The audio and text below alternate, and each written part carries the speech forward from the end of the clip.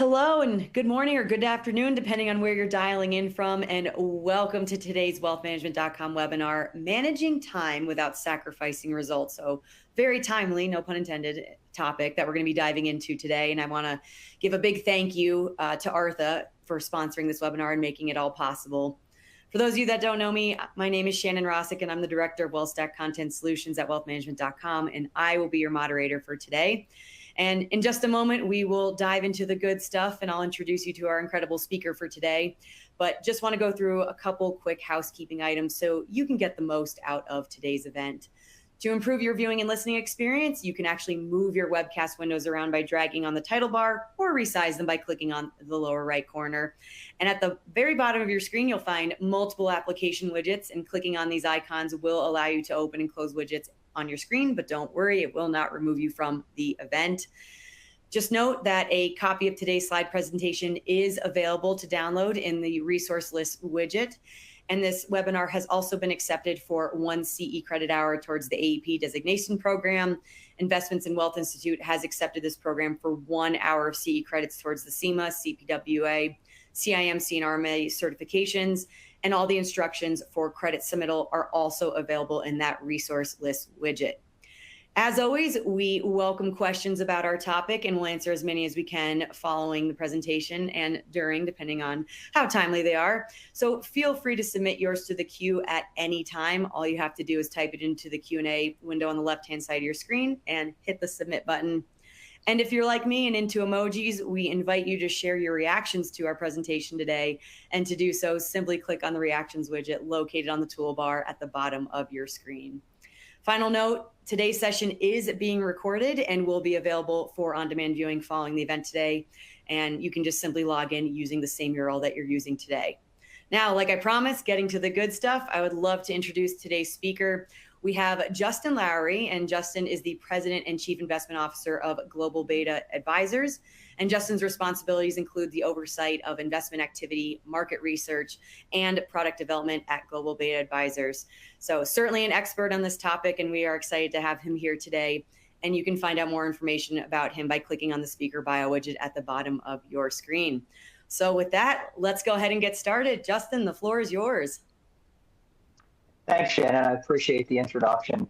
And just to give everyone a quick background, so Global Beta Advisors is a registered investment advisor. We sponsor our proprietary wealth management platform, Artha. And so we've been around for almost 10 years now, but the experience of our team spans a lot larger than that. We have a collective background of 50 years of wealth management experience.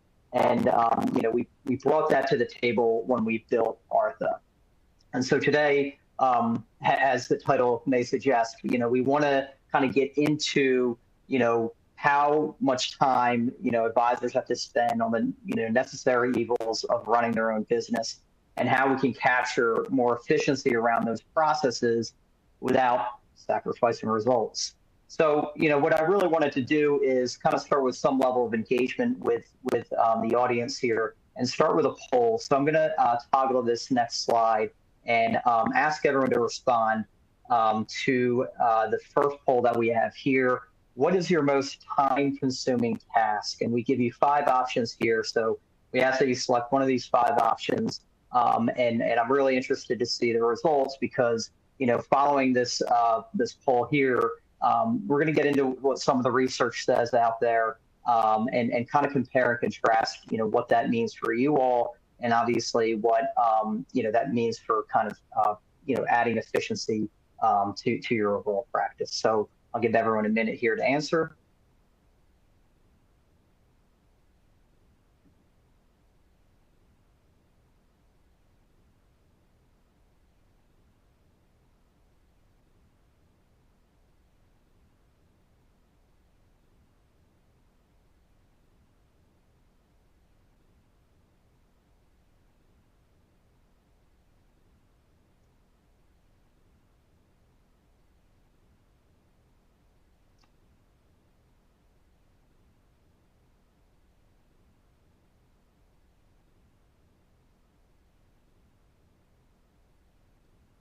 Okay, let's see what the results say. Okay, so not unsurprising that client prospecting leads the way with a fast follower of client engagement and financial planning. That's pretty consistent with what's the general research says. In fact, I would say that and we'll go into it in the next slide, that client engagement tends to be a little bit higher, but in our opinion, they're more or less one and the same. So let's get into it. What the research says here. So I want to divert everyone's attention to the pie chart on the top right here. This breaks down what research says most advisors are spending their time on. As you can see, the overwhelming majority of the time, relative to the other tasks, is client management, client engagement, right? And client prospecting coming in, closer to 9%. So it's interesting to see that, most of you today are spending a lot of time on client prospecting, which, is an obvious need, right? You're trying to grow your practice, trying to grow your firm. But, when we think about, what it means to grow your firm, we have to think about client retention and client acquisition. And, I don't have to bore you with the details on, cost around that, but as you can imagine, it's cheaper and easier to keep a client than it is to add a client. And, the research pans that out here, where we see on average, it costs about $6,000 a year to keep a client, and then an additional $3,000 to $6,000 a year to add a client. And so it's no surprise that we see most of the time when you put the two together, client management plus client acquisition, advisors are spending almost 60% of their time on those tasks. And so, the reason why it's important to kind of, factor in the level of time that advisors have to put into client management is for the reasons why clients choose to be with advisors in the first place, right? So, when we look at that bar chart on the bottom right here, you see some of the reasons why, or the overwhelming reasons why clients choose their advisors. They want to make sure that they're well understood. They want to make sure that they trust the advisor, and they want to make sure that the communication is there. And so those are all things that I don't have to tell this audience today, but, it's kind of good to, reflect and understand what it takes to not just win a client, but to keep a client, especially because, the cost efficiency around keeping a client. So, when we think about, how advisors need to spend so much time on prospecting and engagement, the rest of the practice of the firm still needs to be considered. So how do you address all those things in an efficient way so you can devote the time that's required for client retention and client acquisition? And so going on to our next poll question here, I want to hear from you all. What is your biggest client demand here? And so again, I'll give everyone a minute here to answer. But we have 4 options here. So just like the first polling question, you can select the one that most fits your biggest client demand. We'll kind of compare and contrast what the research says with that, with the results of the poll here. So I'll allow everyone a minute to answer this.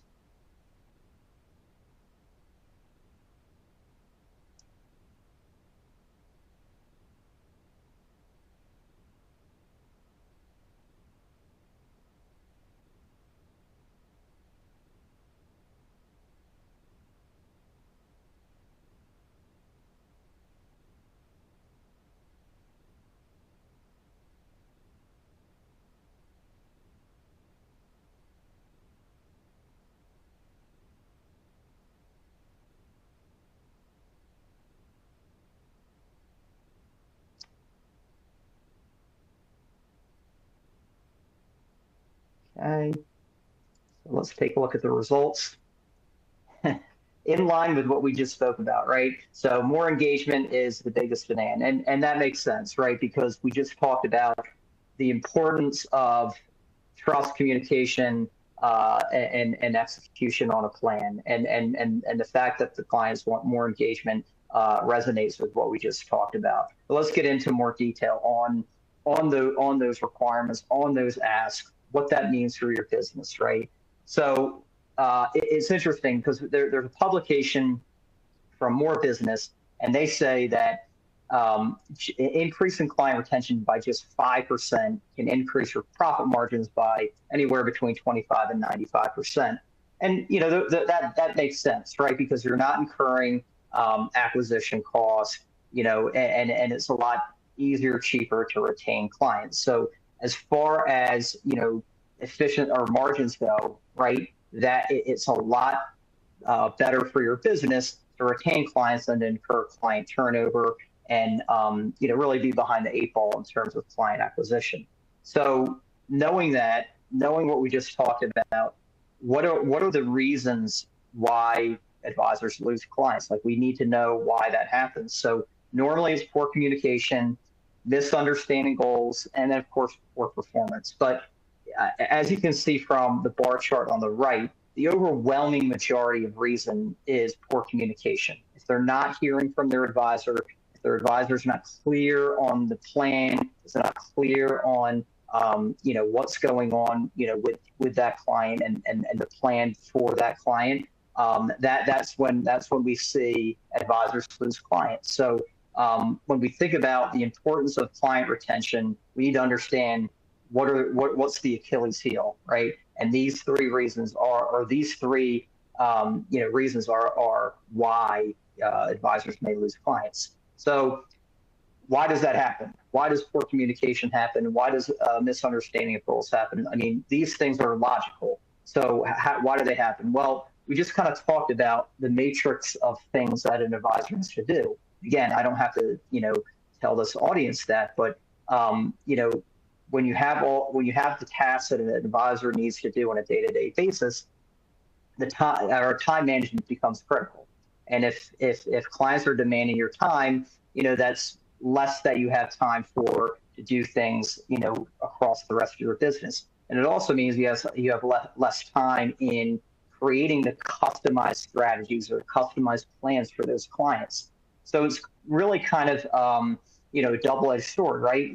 You're looking to spend that time with that client to make sure that the communication is there, to make sure the engagement is there. But the other part of the puzzle is that they're looking for levels of customization, the right plan for them, and things of that nature. So how do you make sure the communication line is there, and how do you make sure it's executed, and you're executing across your entire book of business? So we'll get into more details around that. But again, leveraging the right tools for both efficiency and efficacy, right? Because we don't want to just run things fast, but we want to run things effectively. So what does that mean? So when we talk about understanding goals, we're talking about financial planning, and most advisors are using different financial planning tools to help them achieve that mission. And one of our partners that we work with is Nitrogen. And the great thing about Nitrogen, and I'm sure there's quite a few of you in attendance that use Nitrogen, is that it can take this objective and distill it into the objective, right? You're able to take your client's demands, your client's need, and boil it down into a risk score that you can quantitatively place into the right portfolio, into the right strategy. And so what's interesting here is that you'll see this study here. You can kind of see this, matrix of data here.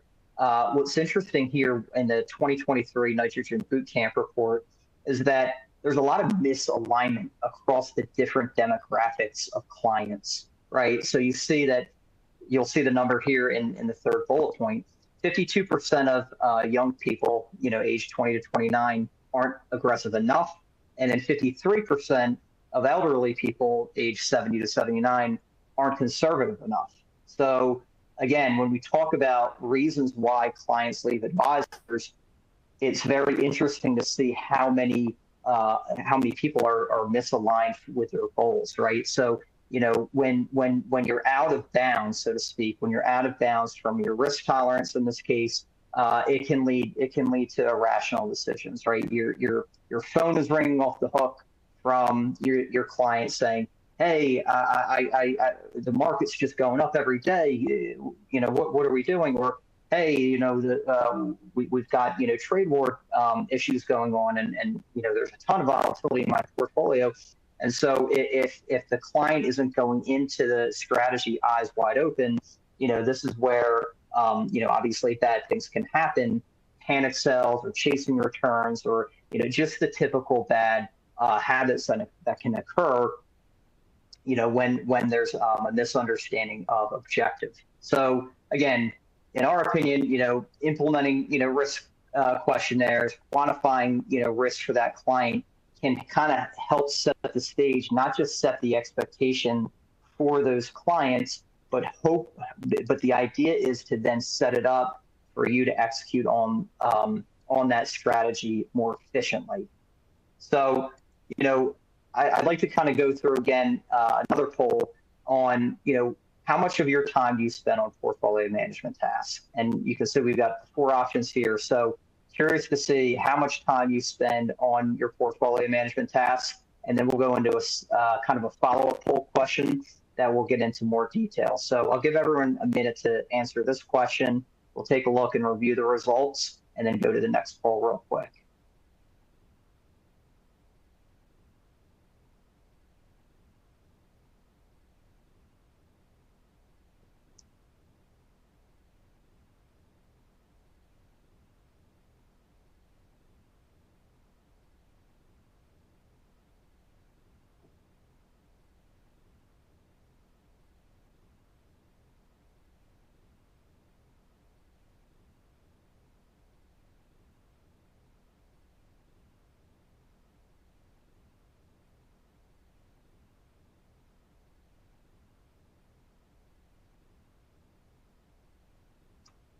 Okay, so let's take a look. So very consistent with what the findings were. If you remember on one of the first slides, we looked at the pie chart to see how much time is spent on different tasks by an advisor. And that was about 18% was spent on portfolio management. So that's in line with how most of you answered here. Some of you answered a little bit more, but in any event, it's not a big enough slice of your time. It's still a significant slice, especially when we looked at, what it was overall on average, 18%. That's not an insignificant amount of time to spend on portfolio management tasks.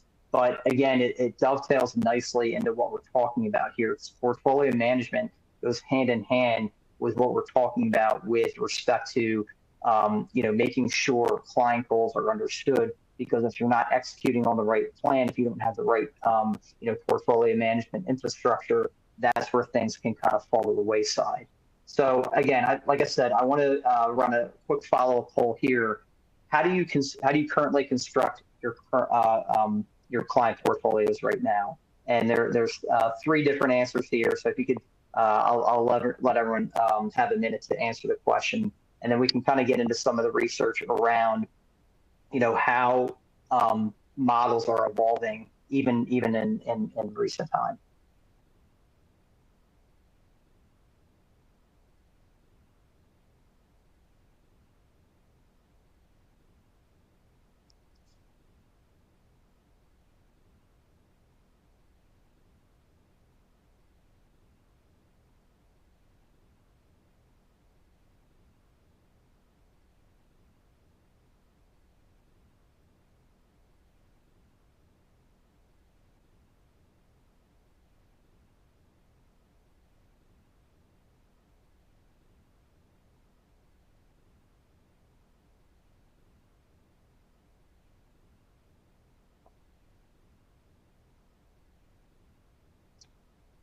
Okay, so let's take a look at the results. So, okay, yeah, I mean, as expected, creating custom portfolios for each client, was the top answer here. And that's interesting because that definitely is consistent with some of the research that, has come out over the past few years on how things are evolving with clients. And it's very consistent with what we just talked about. Why clients leave advisors, right? They leave advisors because their goals are misunderstood. And so oftentimes they may be put into a model that may not fit what they're trying to accomplish. So let's get into some of the details there. So again, we can kind of see, different buckets here. We've got the core model, the set it and forget it, the 60-40, if you will. model modifiers, and then selective customizers. So let's take a step back for a minute. So we can see in a recent study by State Street that 15% of advisors over the past 5 years have moved from core satellite to custom.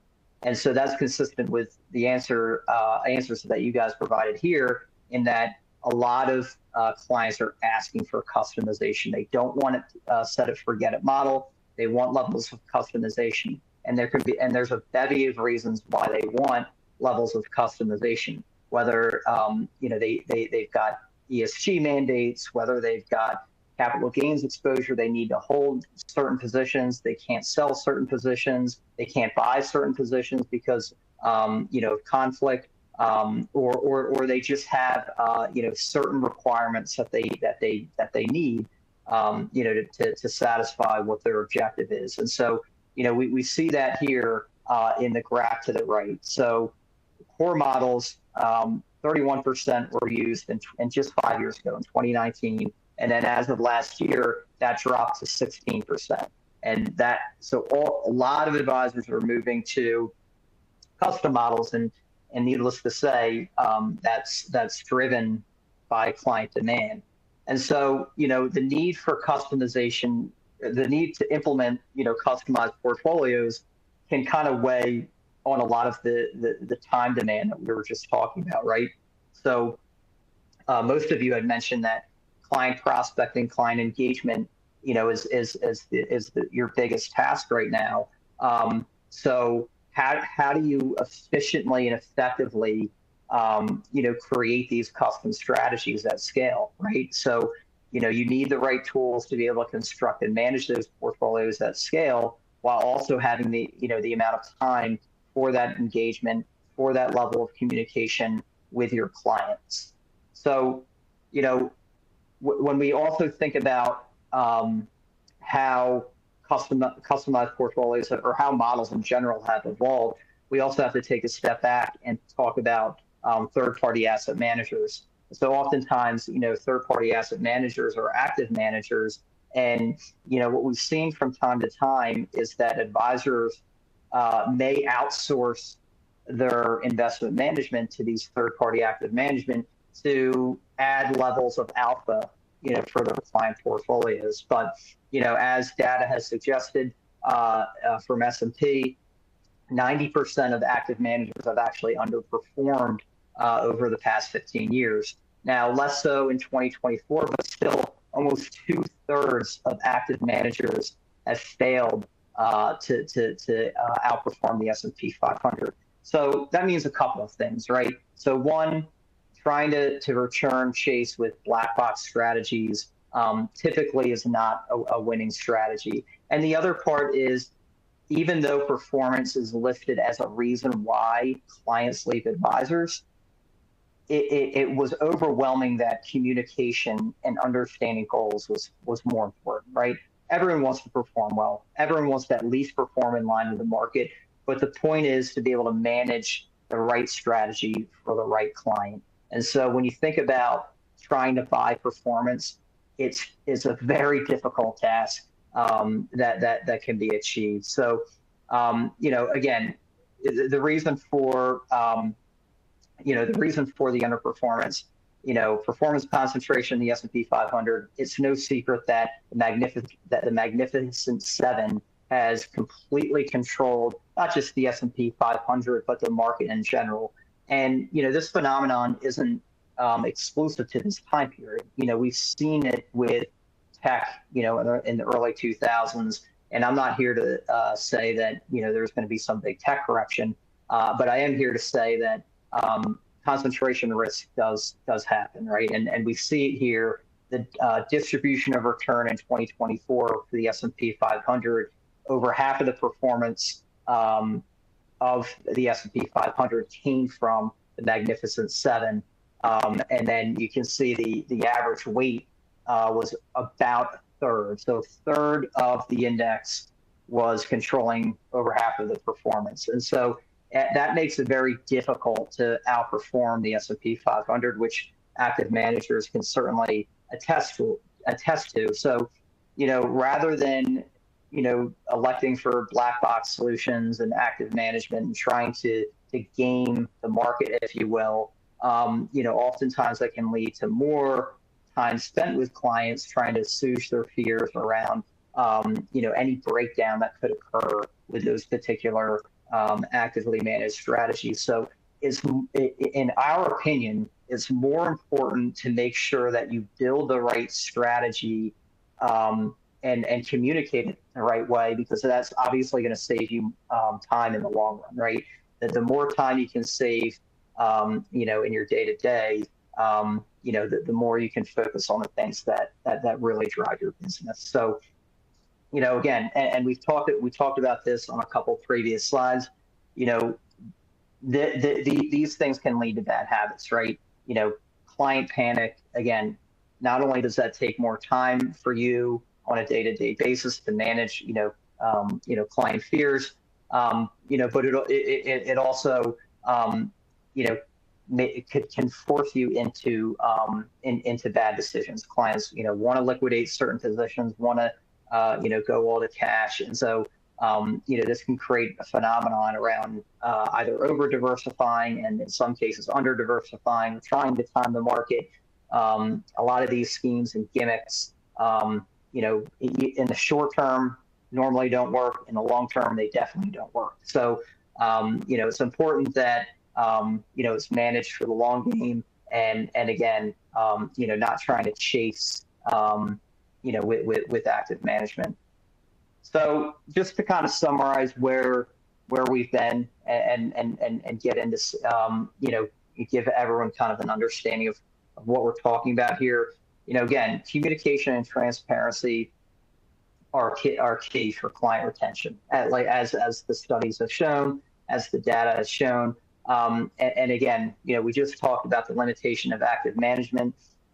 There's no silver bullet solution to add performance. And so given that advisors spend roughly, 16-18% of their time on portfolio management, and I would guess that they would want to spend even less time on that so that they can spend more time on prospecting and engagement.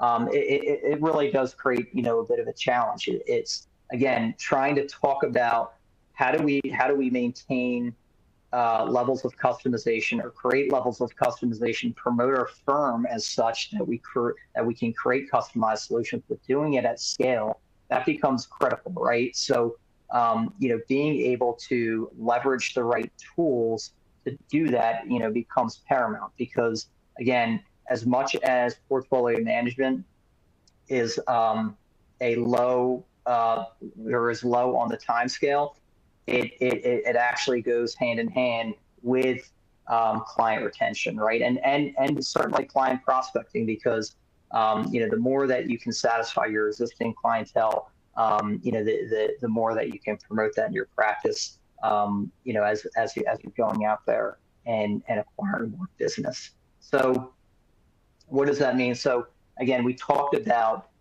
financial planning tools. We talked specifically about nitrogen and, building suitability through risk questionnaires, setting a risk score. And the reason that's important, it's not just that it's easy for an advisor to consume and for a client to consume, but it then makes it easier to kind of systematically put clients in the right portfolio at scale and without compromising customization, right? You could then theoretically have 100 clients and 70 unique strategies, but you're not kind of tinkering on a one-by-one basis. You can really streamline that process and automate a lot of the portfolio construction and rebalancing of those clients. And again, the more time that you can free up, obviously it can be better spent elsewhere. So in our opinion, a lot of portfolio construction and rebalancing tools that are out there that we've seen are great. Obviously our wealth management platform has those tools that we've built for the pain points that we've experienced, from the pain points that we've spoken with other advisors about. And so we've really tried to tailor our solution to solve for a lot of this. How do we make sure that we're top of mind about client demand, client customization, transparency, everything that an advisor needs, not just to acquire a client, but to as we spoke about, but to keep a client. So I want to go through real quickly, what does that look like? So it sounds abstract when I'm talking about it, right? Or we're talking about portfolio construction and rebalancing tools. So what does that look like firsthand? So I want to give everyone, a visualization of what you can do and how you can create that level of scale and obviously save time, making sure that you're delivering on what your clients are asking for. So I'm going to run through two examples here. One is going to be customizing existing portfolio, and then the second one will be building a portfolio from scratch, because they're the two general use cases that we've seen from our clients. So customizing an existing portfolio. So, what you can do is you can bring your client portfolios into our system, right? And so you want to be able to customize a specific portfolio to whatever needs that client may have. Or you can take an existing portfolio for an existing client and basically customize it for another client. You like the strategy in general, but there's some tweaks that you need to apply to make it suitable for another client. We see that happen quite often. So in this case, we're taking a client portfolio. You see the risk score is a 76. And so you can see from the number of optimization objectives, in this case, we're going to say we want to minimize the tracking error to the original portfolio. So as I mentioned, we like the portfolio. We want to keep a lot of what the portfolio is. So we select minimize tracking error because we're trying to maintain that portfolio. But you'll see some of the customizations that we'll add on top of it. So again, remember that the goal is to minimize the tracking error of the original portfolio. We're going to layer in some of these customizations. So we're going to say, I'd like to keep NVIDIA in the portfolio. My client already holds a position of NVIDIA, or I have strong convictions around NVIDIA. Whatever the case may be, you're telling the portfolio optimizer to keep that in, and you can set the drift, right? So it doesn't have to be locked. You can lock the position, but you can also set a drift and set a level of tolerance around how much you're willing to allow the position to deviate. So in this example here, we're telling the optimizer, you can drift 10% in either direction. So about 90 basis points on a 9% position of NVIDIA. And then in addition, you can also require to exclude a certain security. Let's just say, hey, I've got a conviction around Tesla. I think it's overdone. Whatever the reason is, I want to make sure for this client it's excluded, or maybe Tesla is too much of a wild card for this particular client. So again, whatever the case may be, you're excluding that from the portfolio. And then you can see the universal parameters down here for what you can set. I want to make sure that the lowest position in my portfolio is 50 basis points, but I don't want any individual position to exceed 10%. And then the portfolio risk score. And so this is where suitability becomes a factor, is you can create a corridor around client suitability for whatever client you're trying to manage. So portfolio risk score. So I mentioned before that we work with Nitrogen. So we're importing their risk analytics into our system. So when you're telling the optimizer that you're trying to create an aggressive portfolio, moderate portfolio, conservative portfolio, you can get it down to the number, right? So in this case, we're saying I need to be between a 70 and 80, so that's moderately aggressive. And so, the optimizer is taking that all into account. We need to make sure that we're staying within that range, we're staying within these constraints, but we want to try to track to the original portfolio as close as we can be. And then you can see the other constraints that can be applied as well. You can pare down the number of securities. You can add cash positions. We didn't do that in this example, but it's something that you can do. So let's see what the results were. So we can see, what the output is here. So the return characteristics are very similar to the original portfolio, which is what we intended to do. We see that NVIDIA What the original position was 9.3%. The optimized weight is 9.03%. So it adhered to that constraint around keep NVIDIA in here, allow it to drift 10% in either direction, and it adhered to that constraint. And we can also see that Tesla was indeed excluded from the portfolio. So that's customizing an existing portfolio. And again, let me take one step back. So when you go through this process, you can then save and rebalance this portfolio seamlessly for your client. So let me go through the second example that I spoke about where you can build a portfolio from scratch. So let's just say that you're trying to build a model portfolio specifically for a certain set of clients or even for one client, right? And you've got an abstract idea of what you're trying to accomplish. You can start with a general universe and be able to pare it down into what you're trying to build for your client. So in this case, you say, you know what, I need a general large cap universe. In this case, the S&P 500. And so what we do, we select the S&P 500. And again, as I mentioned, we have a list of different optimization objectives. You saw in the original example, we did minimize tracking error. That was because we were trying to keep the same characteristics of that portfolio, but just create levels of customization. Here, we're trying to create a portfolio from scratch. So we're trying to say, hey, try to get me a better version of an S&P 500. I like the universe. I'm trying to create some type of unique version of that. And so that's what you can do here. And you see here, you can pick from different time periods. So in this case, in this example, we're doing 3-year trailing. You can do from 12-month trailing. You can do longer periods. You can do different scenarios. And so again, just to keep the example simple, we just say, hey, maximize the risk-adjusted return of the S&P 500 over the past 3 years. It captures enough market cycles for some level of normalization. So we're going to go ahead and select that.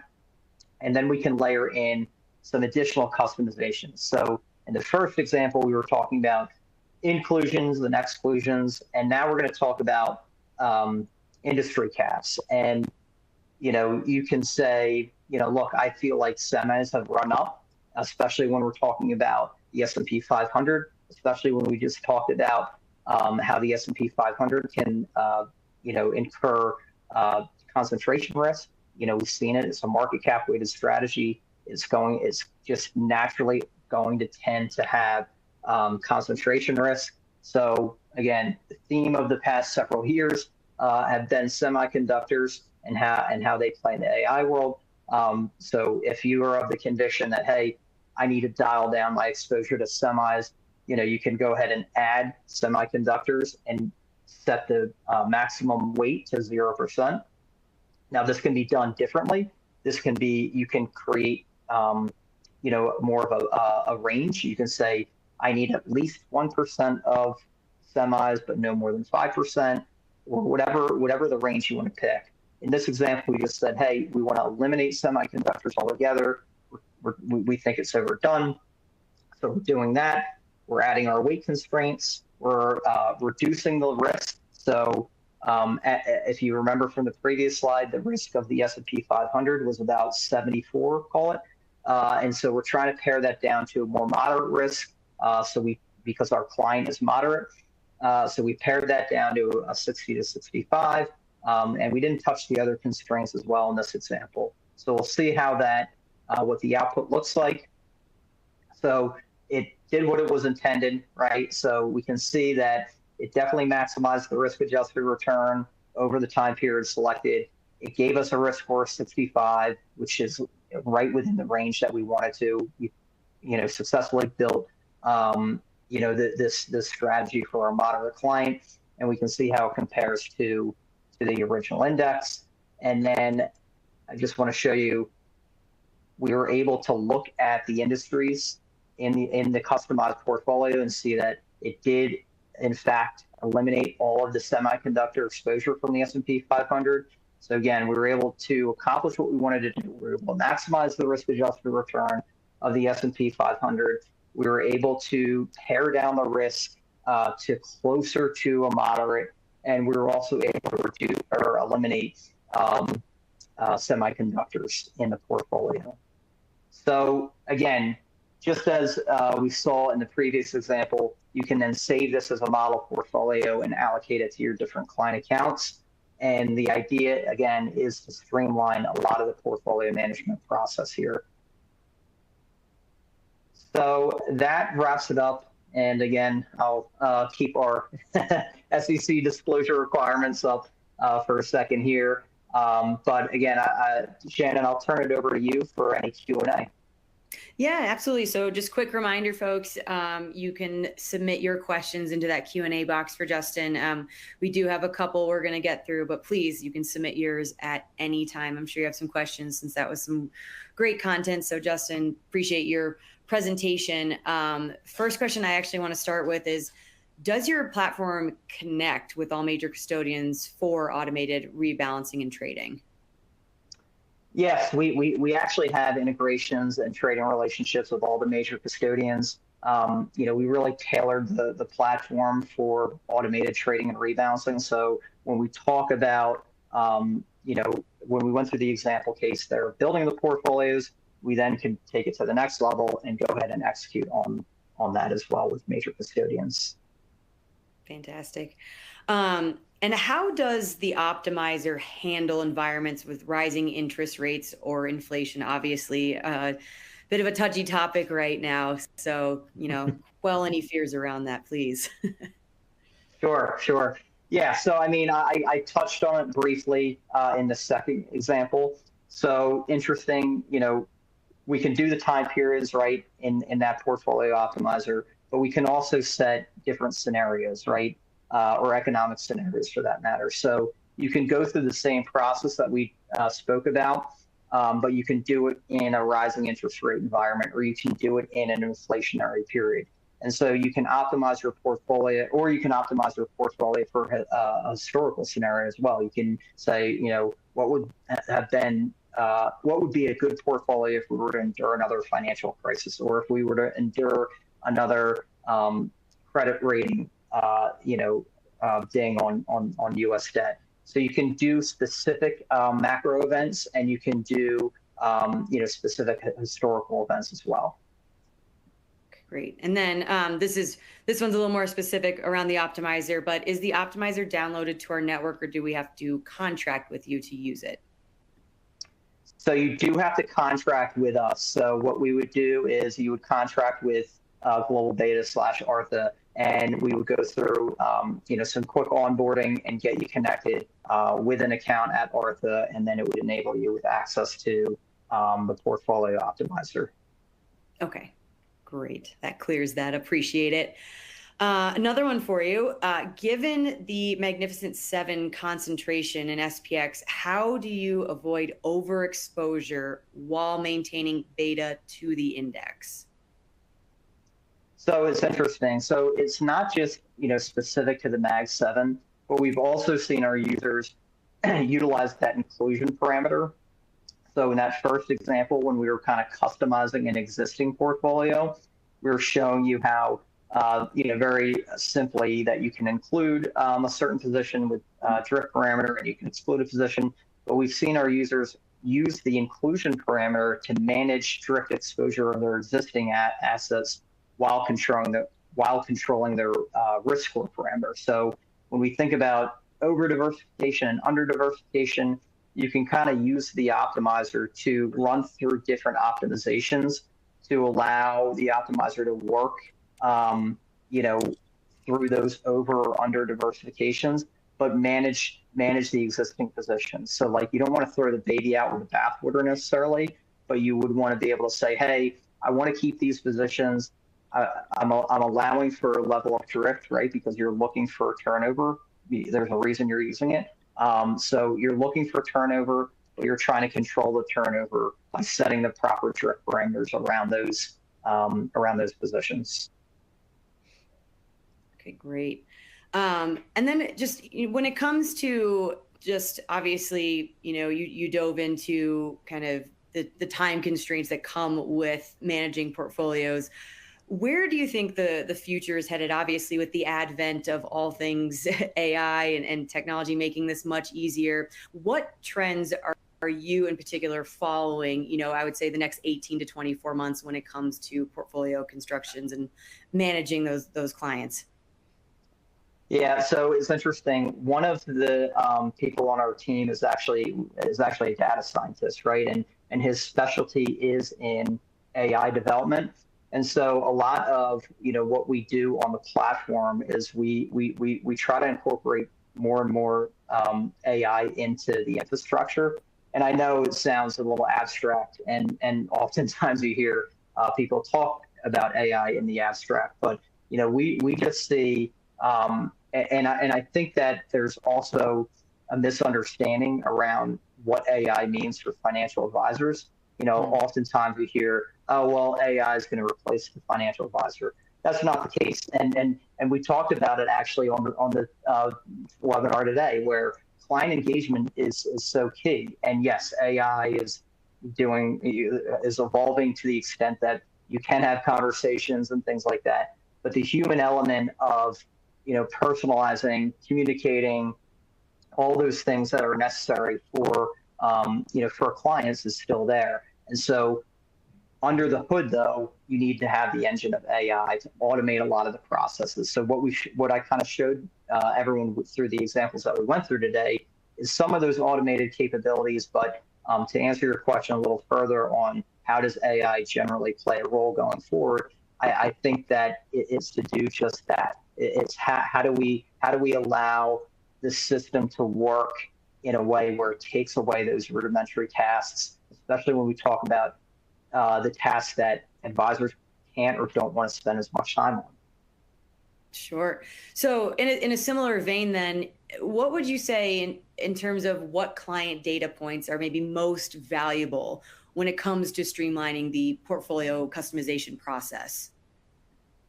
Yeah, so I think, a lot of the client data points that are important, I mean, we talk about, obviously everyone wants to perform well, right? I mean, that there's no secret around that. But I think the more important thing is making sure, and we talked about it, right? Making sure that you're in the right portfolio. And so it's not just to say, hey, I'm just going to, dump my client into a 60, or I'm just going to dump my client into an 80. We're talking about the need for levels of customization around, positioning, around exposure, around, whatever the case may be. And so I think, when you ask, what are the specific data points for the client, I think it comes down to, what does the client need, right? And not just over or under prescribing, certain ways because it's easy. It's trying to make some of the difficult easier, if that makes sense. No, it absolutely does. So, coming from the advisor perspective, then it isn't always easy to necessarily get that information out of their clients. So what type of conversations and questions should they be asking in order for them to be able to fully optimize their client's experience? Sure. And I think that comes down to, some of the, it comes down to like risk questionnaires, right? And I know it sounds very like basic and rudimentary, but it's true. I mean, especially when you're dealing with, sometimes people can't, even clients can't spell out what they want. They just say, well, I know if I see what I don't want, I know I don't want that. So, but I think though, what you can do is you can walk them through a questionnaire because, the questions are digestible enough for a client to answer. And so like, when I talked about earlier, taking the subjective and putting it into more objective, that's what it's trying to do, because it's hard for a client to necessarily articulate what they want. Some clients have that ability, right? Some clients are very, they know what they want, they know exactly what they need, but most of them don't, right? And so, when you kind of draw out that conversation through questionnaires, dripping on those clients and saying, where do you see the market going here? Or, how old are you? Or what are you trying to accomplish? Or, a lot of just general questions, and allowing those kind of risk questionnaires to take those answers out of those questions and really, prescribe what it is that is suitable for them. Sure. And probably just having that ongoing, continuous open conversation too, because a lot of this ladders up to their values. And obviously, like you said, it all goes back to performance. And so I think that's a good point that the risk questionnaires, like, while that should kind of be table stakes at this point, that at least is a secure jumping off point, for those particular conversations. I think that's great advice. I want to switch gears a little bit and talk about automation in particular, because how do you recommend that advisors evaluate which automation tools will provide, say, best ROI for their specific practice? Yeah, and it's interesting that you asked that question, because I remember like years ago, having a conversation with a former colleague, and just saying, it's not so much cost; it's about value, right? And I think oftentimes we get into that habit around, and of course we all need to manage costs, but what's the value that I'm getting out of a particular tool or service or what have you. And so I think when advisors are thinking about what should I invest in from an automation standpoint, what's going to drive ROI, we can kind of talk about, all right, well, the price you pay is one component, but when we talk about client retention, the importance of client retention, for example, you may not be able to quantify it down to the dollar, but you can definitely justify it and say, okay, well, I know it's the cost of doing business where I'm acquiring this tool or this piece of software or whatever the case may be, because I know retaining these clients will increase my margins. My overhead around other parts of the business are going to decrease, because I'm less concerned about client acquisition, or everyone's concerned about client acquisition, but it becomes less of a requirement when you're able to retain those clients. So then on the flip side, what would you say are some of the maybe potential pitfalls when implementing new automation systems into an advisory practice? Yeah, so that therein lies the question, right? I mean, that the biggest issue with that is, how does this piece of software talk with what I'm currently using, right? Because having to use different applications, opening different windows, and it becomes paralysis, right? And then it becomes law of diminishing returns the more and more you add to your tech stack, especially if those pieces of tech don't talk to each other. So onboarding, implementation obviously are really important, because without it, the advisor or the user is left with a useless piece of software. So I think that that's definitely an important thing to make sure that, hey, do these two pieces of software talk to each other, communicate with each other? Does my CRM cooperate with my portfolio management system, and so forth? So it's definitely critical, because again, it's hard enough for anyone to adopt a new piece of software, learn a new piece of software. Like that alone, the learning curve alone can be overwhelming, and so much so that you don't even want to use it or purchase it. But then to not have and need to have the ability for it to integrate with the rest of your stack, becomes essential. Absolutely. And we hear the words tech debt all the time, and that is not something you want to accrue. Going back to your point around client retention, it's interesting, advisors and clients alike just want technology that works. They don't necessarily care what's under the hood, but advisors very much care if they have an improved back office, because that, I would imagine, that efficiency then directly translates to better client retention metrics, regardless if the client cares what's behind the scenes, right?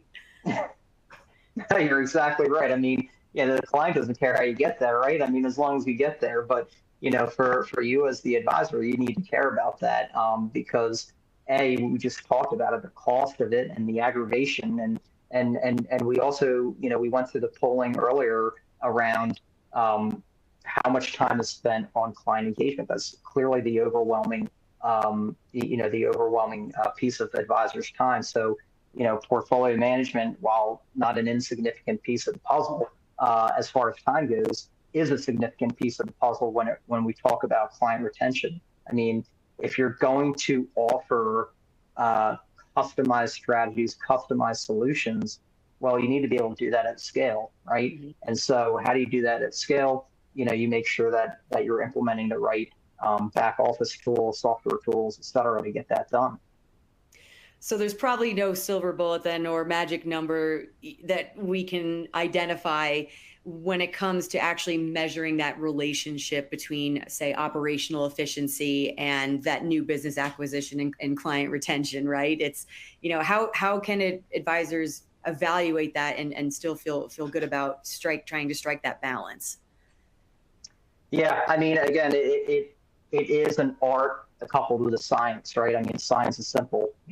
My revenue and my costs, right? I mean, but as far as kind of like projecting out, how does this actually increase levels of efficiency, and more importantly, how does this increase the prospect of client acquisition? I think that we kind of talked about a little bit. I think the best thing that you can do is that if you're improving your stack, right, and you're seeing that it's improving your client retention, that will signal for you that it can be a growth engine too, right? I mean, the higher your client retention, the more that your client acquisition will go up. So, as far as our from our perspective. So, I'd say that yes, striking that balance. I mean, there's no quantitative way to get there. But if when you're thinking about how you want to kind of drip new pieces of technology into your practice, because again, if you're looking to promote within your firm, certain services, right? Obviously, you have to be able to execute on those services. For example, we have a client, that really wanted to promote, within his practice that, he's got a dynamic client portal for them to see their financial picture and so on and so forth. And it was well adopted, right? But again, we went through a little bit of a trial period so that he could, see firsthand with his top existing clients how that can help satisfy them. The phone calls kind of go down a little bit, and the client satisfaction kind of going up. So when the client satisfaction is going up, it stands to reason that client acquisition will go up. Sure. What's that saying? If you can't manage it, you can't measure it. So I feel like that certainly applies here. And it sounds like too, just to kind of summarize it all, that advisors just really need to prioritize the areas of their business that they need to optimize first, and like it just really starts there. No, there's no question. It's it's an interesting phenomenon. It's like, well, the old adage, if it ain't broke, you don't need to fix it. Don't fix an unbroken problem. And that applies. That can apply here, or at least that's the mindset, right? It's like, well, I've been doing this for years and years and years, and there hasn't been a fallout. But I think that when you think about where things are going, we just talked about it, how AI has not only currently changed the industry, but how it's going to. I mean, we are in the very early stages, in our opinion, of what AI is and what it can be. And, when you think about how things play out for the next 3 to 5 years, I mean, if you don't start thinking about those things now, you really start putting yourself behind the 8 ball. Mm-hmm. Yep, I've been saying that for a minute now. If you're not at least dabbling in it, you're probably already behind. So, but that's a conversation for another day, Justin. We are unfortunately out of time. Just really quick, tell folks where they can just learn more about you and what you're working on, where they can find you. Sure. Yeah. So if you're interested to learn more about, our platform and what we're doing, helloartha.com is our website. Thank you for bringing this up. You can see that our support email at support@helloartha.com as well. And yeah, just feel free to reach out to that group email and we'll get back to you for any inquiries that you have. And again, just if you want to learn more about what we're doing over here, follow that link at helloartha.com. Fantastic. Well, again, thank you, Justin, for your incredible presentation today. And thank you again for Artha for making today's webinar possible. Just quick note, once you leave the event, a short survey will pop up in your browser window. And we'd just appreciate it if you'd share your feedback, as this helps us provide you with the most interesting content to you once we get your feedback. And on behalf of wealthmanagement.com, thanks for tuning in and have a great rest of your day. Thank you.